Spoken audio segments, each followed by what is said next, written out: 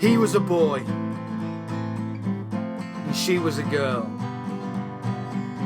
Or so he thought.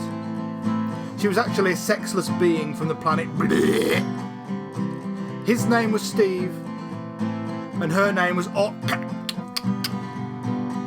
which in Earthling terms is Mandy. She was an intergalactic explorer come to Earth to study the Earthlings. They'd been studied before by long-range telescopes, but were considered too primitive to bother visiting. But thought different. She took the guise of a teenage girl and enrolled at Heaven's Vale Community College. She sat alone in classes and observed their ways, how they could build a utopia if only they put aside their petty grievances and tribalism, and realised that each of them is no more different than a grain of sand in the desert. Then, one day at mealtime, Steve walked over. He was big and strong, the biggest and strongest of a litter of brothers. He spread his hand on the table before her and said, "You're coming to the dance with me."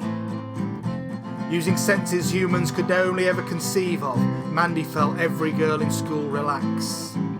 Thank God it's not me. You see, Steve was rough. Steve was reckless. Steve didn't take no for an answer. There were whispers about his conduct all over the college, but he was captain of the football team. He was going to be a star. Who cares what a few silly girls say? On the night of the dance, he picked her up outside a house she didn't live in and drove her to school. He gave her a wilted bunch of flowers that had once grown in a meadow and now lay dying in her lap. "You're mine, Mandy," he said. "You so much as look at another guy and there'll be trouble."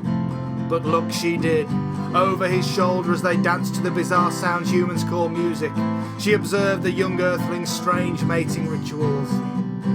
So impractical, so unhygienic. At the end of the night, they brought her on stage and placed a trinket on her head. "You are prom queen," they said.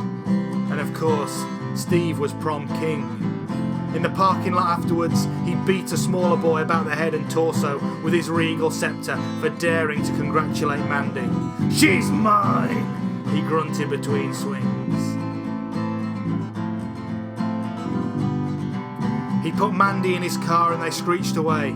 Mandy felt concern radiating from the other girls, as well as relief that it wasn't them in that car. He drove fast through red lights and stop signs. His face never changed, a scowl like a stormy night. They climbed the mountain roads until they reached a pull-in near the top, right near Dead Man's Curve. And below them, the town lit up like the constellations over. And Steve turned to Mandy and he said, "You look real pretty tonight." And she knew she'd spent a great deal of time recreating a look that would have been considered attractive in that period of Earth culture in that particular locality. But she did not say this and simply nodded. Soon his meaty hands found the mechanism which lowered the seat, and he was on top of her, clawing at her clothes. Mandy told him to stop. Steve didn't stop. Mandy begged him to stop. He asked why. She said, "I have something to show you." Steve sat up, his fists clenched.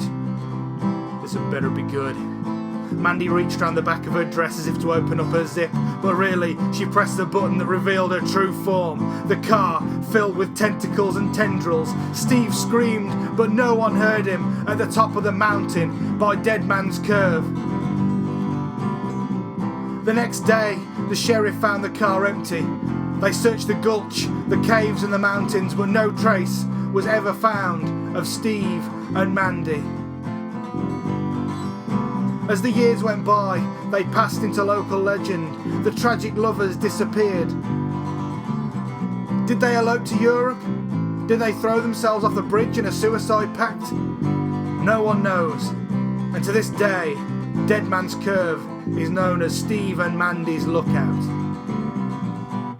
Meanwhile, back on Octa was on a chat show, talking to their equivalent of Graham Norton. He asked what Earthlings are really like, and she replied, "Unpleasant, but delicious."